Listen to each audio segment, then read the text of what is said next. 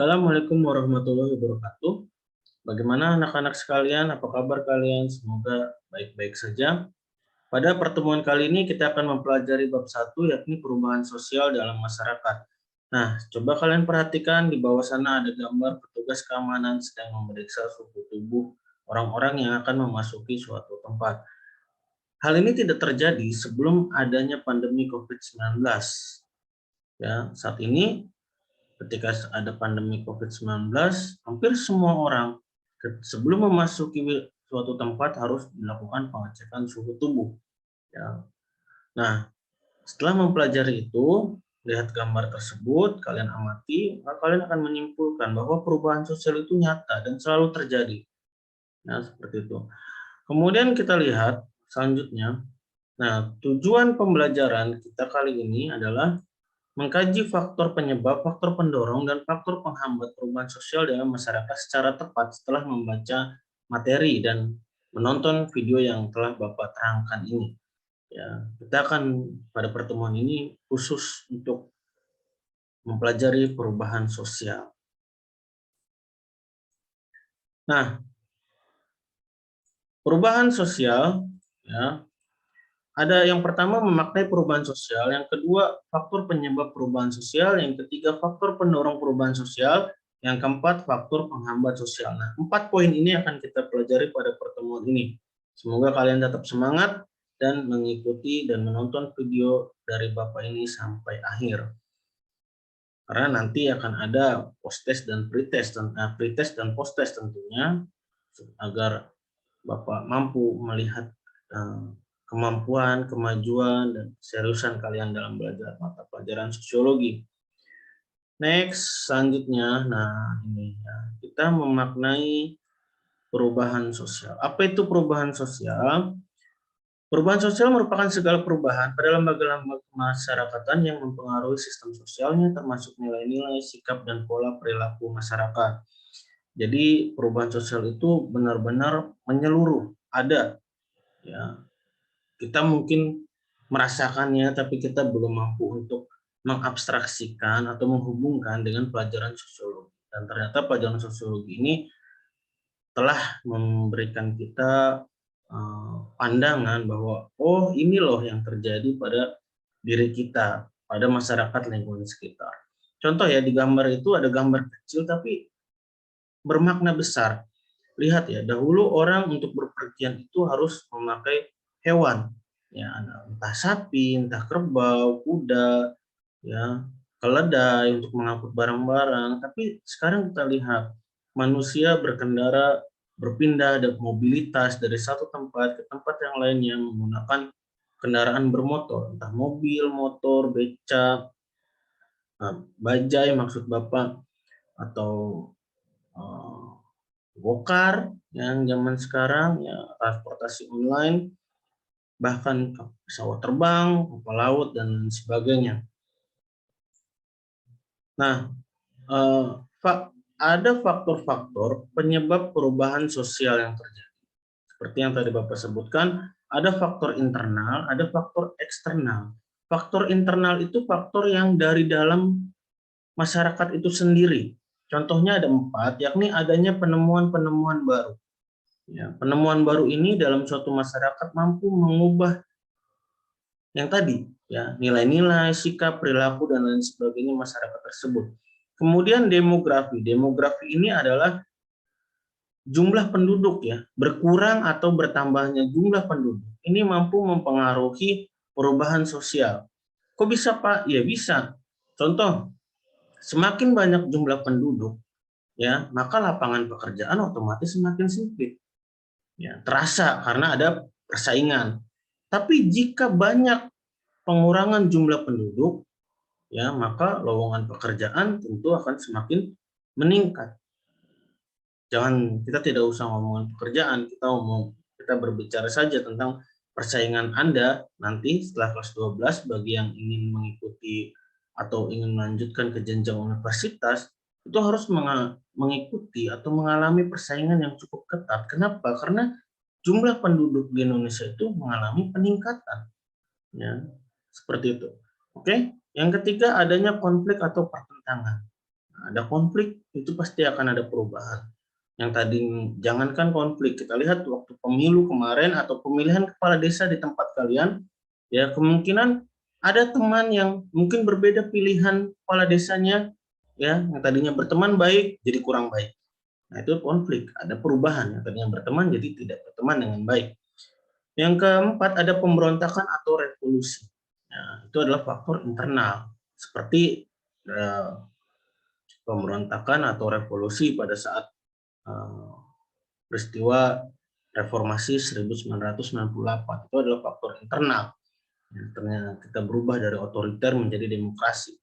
Kemudian kalau faktor eksternal itu adalah perubahan lingkungan fisik. Yang pertama, apa itu Pak perubahan lingkungan fisik? Perubahan lingkungan fisik itu artinya adalah adanya perubahan dari alam, seperti banjir, gunung meletus, ya, gempa bumi.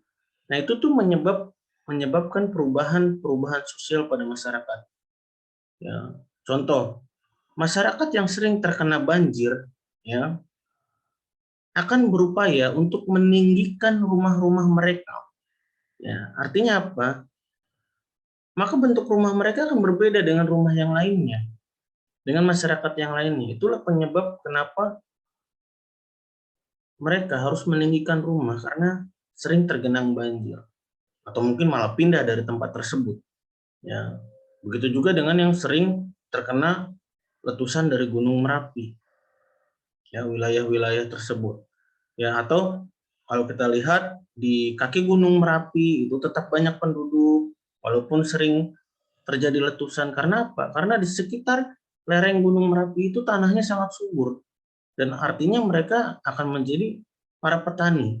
Ya, atau ada juga penambang-penambang batu dan pasir yang berharap gunung tersebut tetap aktif seperti itu. Kemudian yang kedua masuknya kebudayaan dari kelompok lain atau dari bangsa lain, ya. Seperti kita ketahui zaman sekarang mungkin menurut Bapak ya, lebih banyak generasi muda yang tertarik untuk mempelajari atau menggandrungi budaya-budaya asing dibandingkan hafal dengan budaya sendiri. Ya, berapa banyak kita lebih senang latihan dance atau tari modern dibandingkan tari tradisional. Seperti itu. Nah, itu adalah faktor eksternal. Kemudian yang ketiga terjadinya peperangan. Peperangan ini berarti antar wilayah, antar negara. Ini juga mampu menyebabkan perubahan sosial. Nah, ini adalah faktor pendorong perubahan sosial. Yang pertama, kalau kita mau berubah, kita harus menciptakan sikap mudah menerima hal-hal baru, tapi harus sesuai dengan nilai budaya bangsa. Yang kemudian ada orientasi pada masa depan. Ya, kemudian kontak dengan kebudayaan lain harus tetap ada, kita bisa bertukar kebudayaan, kita ambil yang positifnya, buang yang negatifnya. Sikap menghargai karya orang lain dan keinginan untuk maju, keinginan manusia untuk memperbaiki kehidupannya, majunya sistem pendidikan. Nah ini, ya, sistem pendidikan juga sangat berperan untuk perubahan sosial. Kalian bayangkan negara-negara lain sudah membahas, oke, kita lihat Jepang sudah membahas bentuk model robotik untuk melayani manusia di masa depan. Ya, Cina sekarang sudah membuat apa disebutnya stasiun luar angkasa sendiri. Yang dahulu yang hanya kita tahu hanya Amerika dan Rusia atau Uni Soviet yang mampu melakukannya, sekarang Cina mampu melakukannya. Ya, sedangkan di Indonesia ya kita masih membahas ya teori-teori lama. Belum ada kemajuan sama sekali. Ada sih kemajuan ya pasti ada tapi belum signifikan. Maka dari sebab itu pendidikan juga patut untuk kita dorong. Kemudian penduduk yang heterogen. Nah, ini kalau penduduknya sudah heterogen biasanya antara persaingan, pertukaran kebudayaan itu berlangsung dengan baik. Toleransi terhadap perilaku menyimpang. Nah, maksud dari toleransi terhadap perilaku menyimpang ini adalah jangan sesekali kita mudah dalam menghukum atau melabeli orang-orang yang berperilaku tidak sama dengan kita. Ya, bisa jadi kalian harus tahu dulu mengapa mereka seperti itu. Ya. Jangan sampai kita mudah menghakimi, padahal mungkin perbuatan yang dia lakukan akan membawa perubahan bagi masyarakat di sekitar. Seperti itu. Nah, kemudian masyarakat harus sepakat untuk menciptakan sistem stratifikasi sosial terbuka. Jangan selalu mempertahankan sistem stratifikasi sosial tertutup. Apa itu Pak sistem stratifikasi sosial tertutup?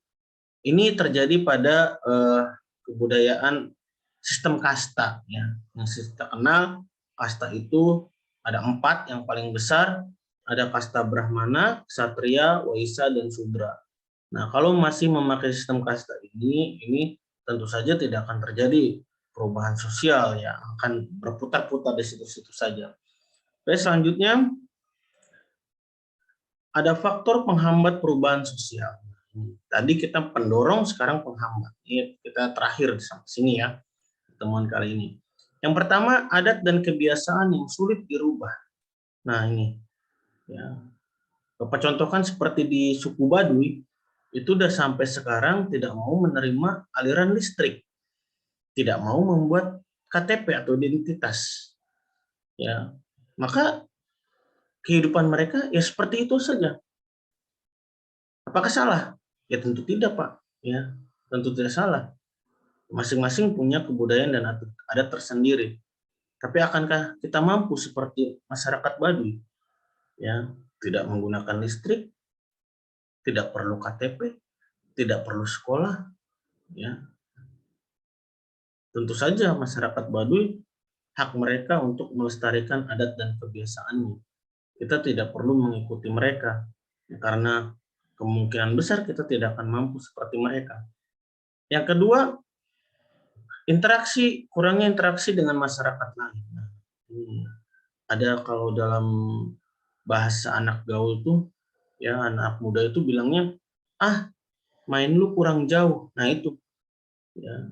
Artinya apa? Ketika interaksi dengan masyarakat lain itu kurang, maka pengetahuan kita itu seperti dalam peribahasa katak dalam tempurung. Yang kita tahu itu saja.